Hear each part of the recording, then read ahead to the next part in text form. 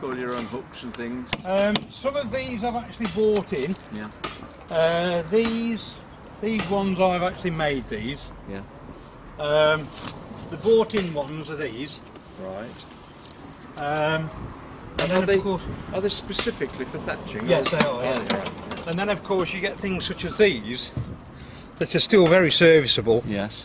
That have been taken out of a roof previously, right. and you can use them again. Sure. That It's a good one, isn't it? that is perhaps 40 years old, believe it or not, and that's already been in one roof. Yeah. Yeah.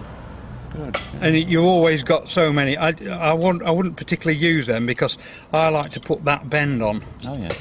That because the driving point is directly above that shot there. Yeah.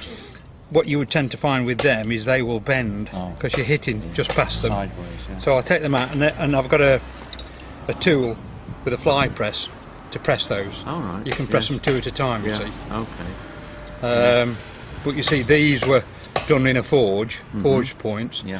and these are done on a Grinder. lathe, A lathe. Oh. and it's like fed. It's like a 40-foot bar going yeah. in, Sure. and there's a tool that just zzzt, and you see Yeah. there's the other end of it. Look, Yes. Oh, I see. where Yeah. another tip would have been Yeah, machined sure, off, Yeah. and then they're put in. You can see the press mark there, Yeah. the back of the angle, and the tool goes down in there. As I say, Right. to make that. Yeah. Good. They weren't always done like that. Here's one, look. They started making them like that, with that dimple on the end, Yeah. but Yeah. straight. That would have been like that, Oh, I see. dead straight, Yeah. and they bent. Right. And I said to Graham, the guy who supplies the reed, I says, look, here's one of my hooks. I drew him the picture of the press for the thing, and I said, press them like that. Yeah. That is one, Yeah. that is stage 2, Right. and that's how they come now. Oh, right. And he says it takes the same amount of time to put that on as it does to put that in, because that has to be fed in and punched. Sure. Yeah. But you see these, because I've got quite a lot of these, I actually put these in my own press and press them. Oh. So, and that's a 9, that's a 10. Yeah. We go 7s, 8s, 9s, 10s, 12s.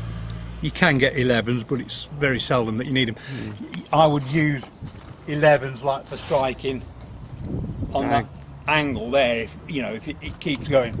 I mean, this isn't too bad, but I thatched one roof at Millwich, and these rafters were this far apart. Oh. And it was an absolute nightmare to thatch, I tell you. It was so...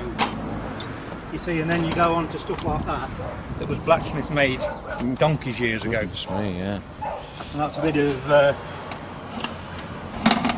well, would that be wrought iron? I would have thought so. Yeah. It looks like it. Yeah. You say I've got a heck of a collection of old hooks, you know. And I mean, they're nice to see. I mean, It's still serviceable, isn't it? that ought to be whacked in a beam, really, with a mug hanging on it, didn't it? Oh, it should, shouldn't it? Yeah. Yeah. you know that piece that you found round there, Simon, Yeah. that you couldn't wind out of that timber. That's that with that piece rotted off. You see. I see. Yeah. Again, I had what do they call them? People that know all about metals, Metallurgist. Yes. Yeah, Metallurgist. metallurgist. And he was saying, "Oh yeah, look at that, that's." And he says, "Square bar, everything was square." It was only later that round bar came out, because it was easy to make square bar to start with, because it was hammered and forged that shape, Yeah. And all of the older hooks that I've got, they're all square. A lot of them are even half this thickness, but beautifully made. Yeah. But there's been some work there, because they've pointed it at one end and then had to forge this. Yes.